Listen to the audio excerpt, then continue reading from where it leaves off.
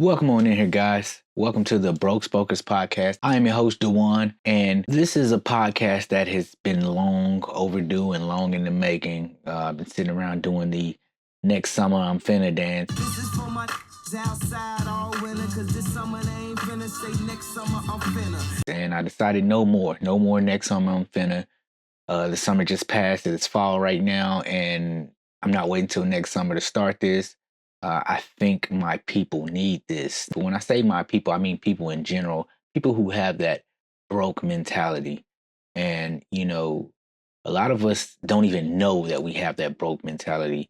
And it took me a long time to get to where I could understand that I was living broke. Anyway, we'll break all of that down here in the show. Today, I just want to get you guys introduced to the channel, the format, the type of content that we're going to be bringing you here. A lot of it's going to be just me coming on and talking about different topics that I want to talk about and stuff that I see out in the world today with my family at church and, with a lot of different people, some of the people I work with, just stuff that comes across my plate that doesn't really make sense to the bottom line. Sort of kind of some of the stuff that I determine is like broke. I don't mean any of this to be like condescending or anything like that. I'm not trying to like talk down on anybody or act like I'm better than anybody by any means. And definitely I'm not a financial expert. I've just learned some better behavior than what I grew up knowing and what I had grown accustomed to, and the behaviors that saw me broke for so many years. So I'm just trying to drop a few gems, and hopefully, people aren't too proud to pick them up and actually apply them to life.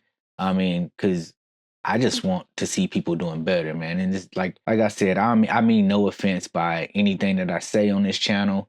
Um, you know, just my humble opinion on how we can do better, and stop being broke. As I was saying, sometimes on this channel, it's just going to be me talking, giving my take on things. But also, a lot of times, I'm going to have guests on. I'll have people on who I've been discussing this podcast with for ages, and we're going to have discussions. Sometimes we might even have group discussions. So look forward for that. But today I'm just going to go ahead and go through a list of topics that I will touch on. And over the past few months, I've been making notes of those topics, that I want to get to on this channel. So I'm going to read them out to y'all, and you guys can stay tuned for those. After I'm done with reading those out, I'm going to tell you guys how I went from being broke to being somewhat financial literate and just not being broke. So I'll tell you guys about my mindset shift, and that's really what it took, was a mindset change and a mindset shift. So yeah, let me just get to going down this list of topics so that we can drum up some interest for the channel, and you guys can subscribe and follow the channel accordingly. All right, so one of the topics I want to talk about is predatory businesses, tow trucks, payday loans, title loans, token note, stuff like that that's designed to keep people down. That's one of them. I'm not going to elaborate on any of these right now, but I will just lay them out there. That'll be one of them. I'm going to talk about a car accident that I had and what it cost me versus the trouble that I could have saved by having full coverage insurance. And, but at the time I was just too broke to afford full coverage insurance, but it ended up costing me so much in the long run. Anyway, like I said, I'm not going to expand on these. I'm going to try to get through them. I know I keep stopping on them, but they're so juicy, they're so good. I want to talk about them. I want to expand on them, but there'll be a time and place for each one of these. Then I want to talk about the generational curses and generational wealth and how it doesn't mean what people think it means. I'm going to talk about the time that I got laid off and I lived on unemployment for about 2 or 3 years, and how I regret that, and how I should have looked for a job and why. I'll just talk about my mindset and all of that. And on to the next one, we're going to talk about how the human psychology is, and like everybody wants to feel like everybody wants to enjoy themselves. They want to treat themselves. And we want to talk about how that's fine and that's perfectly normal, but you don't have to do it every day. So We'll talk about that because that keeps a lot of people broke, treating themselves every day. We're going to talk about how still to this day, Black people, because I grew up like this and I thought this growing up, but even still to this day, Black people feel like it's not normal for Blacks to have money. Not everybody thinks that, but there's a lot of people out there that do. We're going to talk about for me, myself, and a lot of these are going to be about myself and my perspective, obviously. But we're going to talk about how when I was growing up, plan A was always the NBA. Big mistake. I'm only 5'8", weigh 100. Well, at the time I was 135, soaking wet. But that was plan A, and everything else was like a fallback plan. I want to touch on that topic and kind of explain the mistake I made in that, and how my family, I guess they meant well, but they should have slapped some sense into me. We're going to talk about how some people impose stereotypical views and definitions on people and tell them that they're not Black enough or they're not white enough, or you're acting white or you're acting Black, and how unhealthy that is for society at large. We're going to talk about driving without tags and no insurance, and, just different things that a lot of broke people do that doesn't really make sense in the long run, but it ends up, you do a cost analysis, that stuff just adds up and you pay more in the long run. Like I said, I want to dive in on some of these things right now, but I just know like this ain't the time or the place. I'm excited to get to these, so I hope you guys are too. I mean, this is some stuff that it's just stuff that's been on my mind for a long time, and I just like, I've had enough. I want to help people and I want to help my people. We're going to talk about the old school mentality of people wanting to head to the damn pawn shop, wanting to pawn stuff and wanting to go to the pawn shop thinking they're going to get a deal. Man, that's going to be a good one. We're going to talk about how people have to do better about dry begging. There's a term that I recently heard, and I've had a definition and a thought and some thoughts in my head about this whole concept, but the word dry begging came up, and I'm like, that's the perfect way to describe it. It's basically people asking for stuff without asking, and how it makes the person they're asking feels, and also how it's not really fruitful in the long run, and it's kind of a toxic behavior. We're going to talk about that. We're going to talk about borrowing money and lending money, and we're going to talk about this on a broke level where broke people borrow from broke people and then pay broke people back, and then it's just kind of boop, boop, boop. It's just over and over hitting this. It's a vicious cycle of brokenness. We're going to talk about the instant money transfers on, like, say, Cash App and, Chime and other banking apps that, that let you instantly transfer money. And we're going to talk about how people have to have that money right now, so they pay that extra $3 every, or whatever, 3% every single time that they send or that they get or receive money. Never mind whether they're going to use it or not.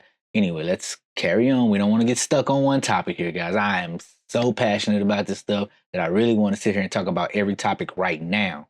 We're going to talk about how people look forward to income tax and how they don't really understand how it works. So they get their money and spend it. And that, like I said, I can go on forever about some of this stuff. I can go on right now. And on that note, we're going to talk about tax pros and finance bros and all of these people out here doing taxes, and they're portraying a lifestyle online to sell people that lifestyle so they'll pay them money, teach them how to do the same thing and live the same way. Man, like I said, man. Oh. And then the last note that I have at this time is how, people can, we're going to talk about how people prioritize money and how they pay bills. And it's funny how you can come up with a whole lump sum of money when the rubber meets the road and the lights get cut off, or your car get towed or something like that. And then all of a sudden you can come up with money that you're going to pay back on the 20th, but you didn't have that money before. We're going to talk about how people do that versus having a rainy day fund, not spending all of their money on stuff they don't need, and just always making sure that they have money to fall back on. All right, with all that said, I want to get to what changed my life and how my whole mindset shifted from being broke to not broke. Back in 2017, I was working my last job, the last job that I've ever clocked in for. And the company basically was getting rid of my shift that was comfort for me. They saw an opportunity to train me on something because I was like good at picking up stuff. So they saw an opportunity to train me on something and then move me to the day shift and then basically get rid of all the night shift, move everybody to the day shift because the only benefit that they were having at the time was to be running my job at night.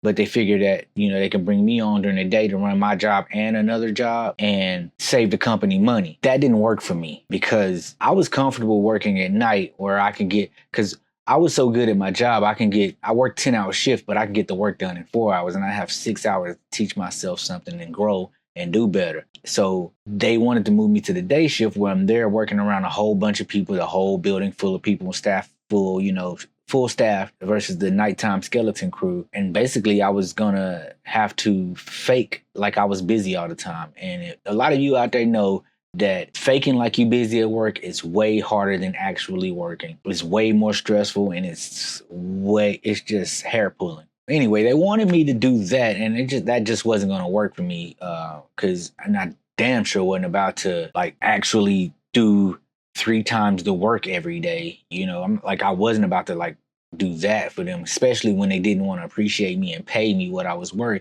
And I actually told them like, okay, I'll move to the day shift, bump my pay. I'll move to the day shift and work both of these positions, bump my pay up considerably. Like, want to work me twice as hard? Pay me twice as much. They did not want to do that, and I quit. But I was already thinking about quitting anyway. That's why I was working on myself and using those 6 hours a day to like teach myself new things and kind of like expand my capabilities. So they kind of just forced me into it, and I really had no choice. So I'm grateful for that in the sense that a lot of people don't get started because they're scared to take that leap, but they kind of forced me to take that leap, and thank God I was ready, through that preparation and, the man upstairs, I was ready, took the leap. And this is how it changed my life for the better from being broke to not broke. I used to live check to check, and that has a different meaning to me. And we can expand on that on another topic one day too. But that has a different meaning to me because check to check, the mentality of check to check is you always expect a check to come. And when you know that check is coming or you are expecting that check to come, because nobody really thinks that they're going to get fired the next day, but you expect that check to come and you're already planning to spend that money. That makes sense to you. So when I quit, I had, I think, $5,000 in the bank from my income tax that I had already decided that I wasn't going to spend that year because I was one of those people who look forward to income tax and treated myself every year with it. But I had decided that income, I wasn't going to spend that income tax that year. And so the plan was to not spend the income tax, have the money in the bank. So when every time something happened where like, say a car was towed or like a rainy day or say, not even all of that. It was so that like, it was mainly so that when my friends wanted to go out to eat or it was a birthday party or something and there was an occasion, I didn't have to search for the money to do it. I'd have money in the bank and I was like, okay, I can go. And we would go, I would have a good time and not worry about going broke because I have a whole $5,000 pot that I'm sitting on. So it's like at any of these times, I'm not going to be broke. Because I'm not going to just spend this money, this $5,000 frivolously. I'm going to do it to do the things, the day-to-day enjoyable things, or not even day-to-day because those things don't happen every day. So I was going to, to do the enjoyable things like get together once in a while with friends and not have to squeeze something out of a check to make it happen or forego a light bill or, whatever, like skimp on the light bill, skip on the water bill. So that was the plan, to have that money saved up. But when I quit my job, I got my last checks and that put me up close to like $6,000 in the bank. The way it changed my mindset was that instead of expecting a check in 2 weeks, I was thinking, okay, I have $6,000. My bills are this amount. And I was like, so if I don't work for the next 3 months, if I don't make any money for the next 3 months, at least I know my bills are covered. I'm not going to spend any money on anything because if I spend money, I'm going to take away from that and my bills won't be covered. So I went forward in that mindset. And that 3 months, that freed up my mind and my mental space to know, like, okay, I know my bills are covered. That freed me up to be creative with the ways I was making money, to be, just, it was very settling to know that I had money for my bills. So it freed me up to make money in different ways. And by the end of that 3 months, I had enough money saved up for 6 months, and then I'm like, wow, that was awesome. So by that time I knew like, okay, I'm gonna spend the same, I'm gonna behave the same. And at the end of that 6 months, I had money saved up for if I didn't work a year, and so on and so forth. After that 1 year, being comfortable and being able to focus on making money instead of like not worrying about how bills were going to get paid. In the next year, I bumped that up to having money for the next 3 years, and and shortly after that, it came on down because some work didn't come through, and to different situations. So long story short, I was able to turn 3 months to 6 months, double that 6 months to a year, double that or triple that 1 year to 3 years, came back down, got under a year, but having my faith in God, the man upstairs, of course it was scary, but he had done it before, so I knew he'd do it again. So I really just turned off my worry meter and just kind of trusted God, and it just bumped itself back on up, and it kind of does that time and time again, just given the nature that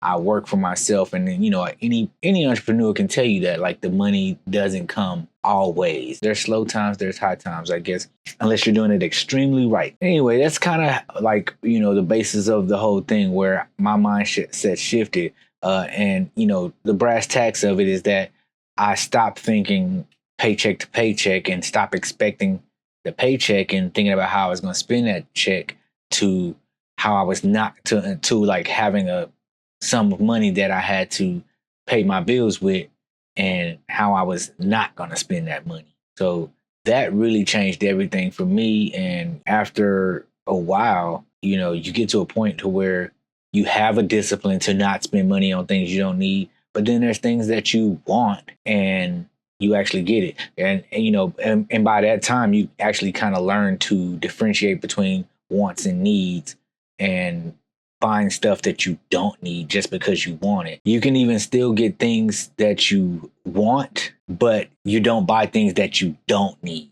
So hopefully that makes sense to you. And if that made sense to you, then you're probably on your way to not being broke. So all that to say, there's going to be times on this channel that we talk politics. There's going to be times that we talk religion. As much as I hate politics, we're still going to talk it. Basically, piggybacking off society, and, because I draw my inspiration and my thoughts for these notes from stuff that happens every day. So naturally, politics is going to flow into that. Sometimes religion is going to flow into that. But I do want to repeat that none of my topics are geared to single out or call out any single race, any religion, any subset of people. They're all just geared towards the broke mindset. Now, sometimes I will talk about Black people and my experiences as a Black man. I don't want to confuse that, but it is not meant to be harmful or disrespectful in any way, or even to like be condescending, or, like I said, insist that I'm better than anybody. I'm not better than anybody. I just realized that in order to stop getting the same results and being broke all the time, I just had to realize that I needed to quit doing all the same stupid stuff that I was doing. And I'm not saying that you're doing anything stupid. You might be, I don't know. But I realized the stuff that I was doing was stupid. I was doing stupid stuff and expecting different results. Insanity. Basically, you can't come out of the hole if you're going to be doing the same stupid stuff over and over again. That's really what it took for me. I had the mindset shift. I'm not going to do the same stuff that I was doing when I was always broke. It takes discipline, but it's really easier than you think. I'm going to wrap things up. If you stuck around this long, hopefully you gained a little bit of some knowledge. Be looking forward to the topics that we're going to discuss on this channel. I think there's some good ones. I think there's going to be a lot of nuggets and a lot of gems that people can pick up on and really learn from. Subscribe to the channel. Pick up the podcast on your favorite podcast platform. Follow us on your favorite social medias. And I'm looking forward to this show, and I'm looking forward to the next subject and bringing these topics out. I had fun with you guys today. Hope you guys enjoyed something. Hope you guys learned some. And remember, you can have whatever you like. It ain't tricking if you got it. Tell them other broke spokers be quiet.